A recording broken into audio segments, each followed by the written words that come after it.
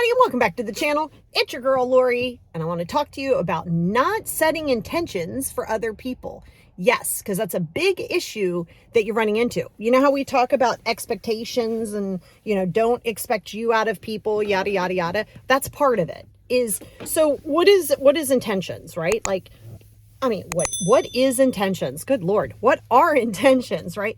Intentions are something that you are setting for yourself. What are your intentions? You do things intentionally. You do things with mindfulness. You do things in that present space. You have an intention on what you want that outcome. Great. That's for you to set, and it's for everybody else to set. Where it becomes problematic is when you start determining somebody else's intentions on what their intentions should be. That is your ego on high levels. I didn't say you can't be like, oh, I wish they would do that. I'd want that. You can say that, but then you got to release it because they have full free will. They can do whatever they choose to do or not do, right? And I think that's a big part. It's a huge part of that acceptance that people aren't you. They don't have to do it as you. They don't have to perform as you. They don't have to act like you. And when you get clear in that and you start setting your intentions, it's like setting your goals, right? Let's say you're like, oh, I want to do this. I'm setting my year. I'm setting my month. I'm setting my 10-year decade plan. That's great. And yes, as like I said, as humans, we have to have human interaction. I mean, it's just part of what keeps us alive. But that doesn't mean that you get to manipulate because you want something like I want it. I'm going to make this work regardless. Well, the other person has full free will. That's why you never would want to do like a love spell on somebody. Like, stop with that. Like, I'm going to encourage somebody. No, you don't. No, you are spinning your energy. You are intending to manipulate someone. Okay. Whether you realize that that's what you're doing. I'm not saying you're coming from a place of malice with it. You could be coming from insecurity, codependency. If you're expecting to set someone's intentions on what their intentions are and why they need to do what they're doing, you are being manipulative because you're trying to manipulate what it is that you want them to do. That's where the gaslighting comes into play. That's where manipulation comes into play. A plethora of things that come into play. So, first of all, do you even know how to set your own intentions? That's going to be the first part, right? You're like, well, sure. Well, do you though? I didn't say what your desires are. I didn't even say what your goals are, right? Yeah, those are great things to have and you need them, but an intention. So like, let me give you a real-time example. I have my Dunkin', right? Because we all know I'm a Dunkin' girl, not a Starbucks girl. Okay, so here's my Dunkin', right? So I'm not going to just drink this to drink it just to say, hey, I'm drinking it. My intentions when I drink my coffee, when I come and I sit in my normal little spot to record or do my lives or whatever, is to enjoy the coldness of it.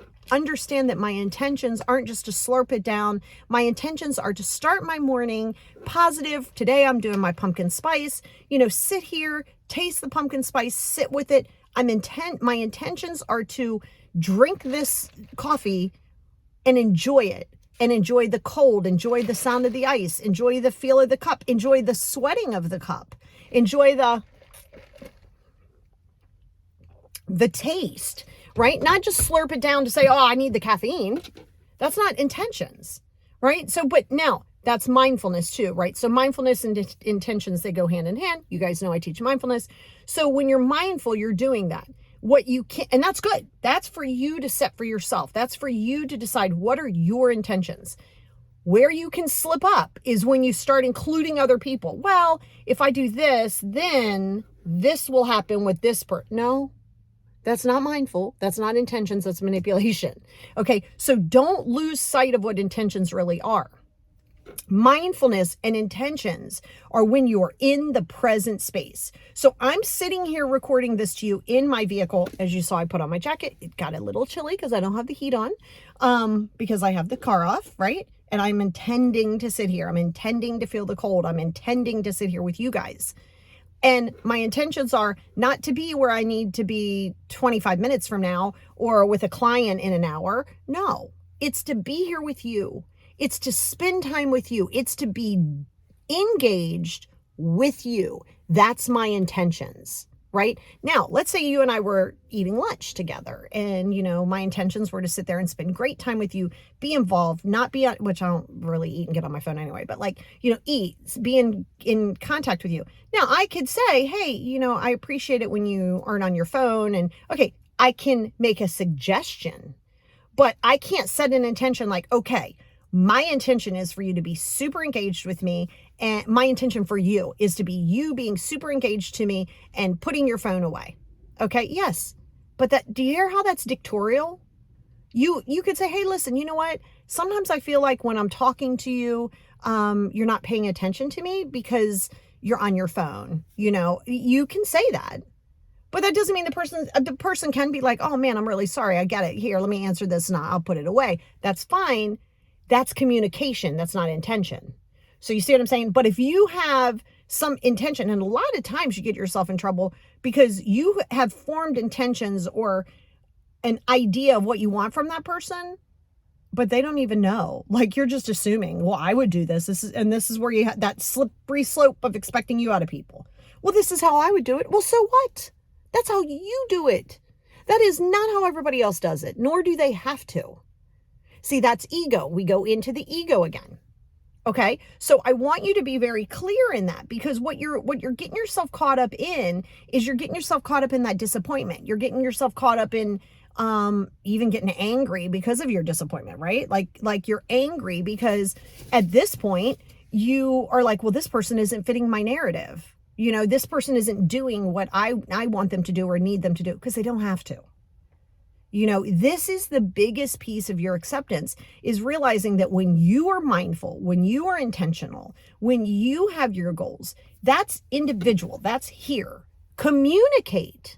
But don't think just because you say, hey, this is my love language, or this is how I want things done, or whatever, that somebody's just going to be like, oh my God, okay, that's your love language. I got you. You can be aware of it. You can, if you're in a good relationship or things like that, you could be more aware and go, okay, this person needs a couple more words of affirmation. Don't be nauseating. Don't be like, oh my God, thank you for doing that. Oh my God, that was great. Okay, no.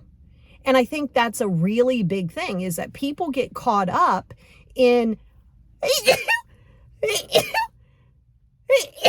Oh my gosh, that was my sneeze. Yes, that's my real sneeze. Okay, yeah, that is. So I'm not even gonna cut that out. I'm gonna leave it in for you. Why not? Right? So, but yes, so it's important that you understand that just because you want something and you want somebody to perform as you do, they do not have to. And you don't have to. Now I'm going to flip it back to you. Okay. So when it comes to your people pleasing and you're trying to change and flip how you do things to fit into somebody else's narrative so they can like you, why is that so important to you? Why would you sacrifice? This is a call to action for you. I want you to really think about this.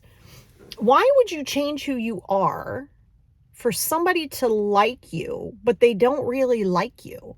They like a fictitious version of you. That's not really you. They don't like you. They like some acting version of you. That's not even who you are. So they're liking an idea.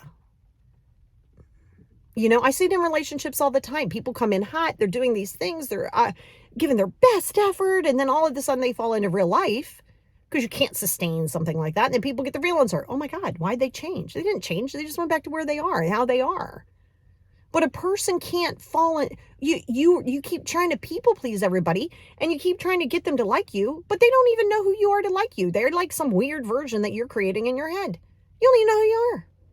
So think about that. And then you're trying to set an intention for somebody to make you feel better, to make you feel more engaged, but then you don't even know who you are. That's why you have to set your own intentions. That's why intentional mindfulness living has saved my life, and it can do the same for you. But that's doing your 5 journals. That's being consistent with your actions. Consistent. That's being intentional with your actions, not complaining, not belly aching about traffic, about weather, about this, about that. Okay, you can vent it, but that's why you have your 5 journals. You can process it if you're looking for a solution, but don't just complain to complain and then get upset that somebody isn't aligning within your expectations. Oh, hard pass. So I want you to be very clear in that. Okay. You have to be very clear that intention in mindfulness is for self. So as you're building your plan, your goal, the intentions that you have in your life, be open to receiving the external engagement with people, but it might not be the person that you want in your life. It might be somebody new. You don't know. Give it time. and live intentionally for you. Your vibe will attract your tribe. I will stand by that. You don't get to choose your tribe because you're in codependency. That's not having a tribe. That's having a life raft, but you're their anchor, so you're making them sink. So no. So start practicing your intentions for you. Stop worrying about trying to deal with everybody else's intentions, okay? Something for you to work on today.